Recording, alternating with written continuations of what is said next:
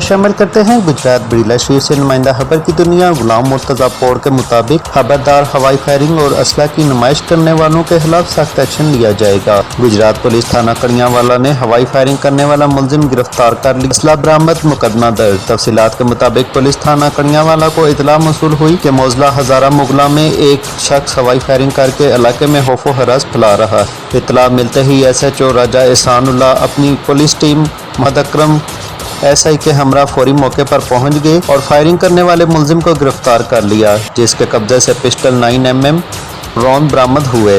मुलजिम मोहम्मद नवीद वल्द मोहम्मद शीद कौम जट सकना हजारा मुगला के खिलाफ थाना कड़ियांवाला में हवाई फायरिंग, नाजायज असला कब्जा न लेके दफात के तहत मुकदमा दर्ज करके तफ्तीश शुरू कर दी गई।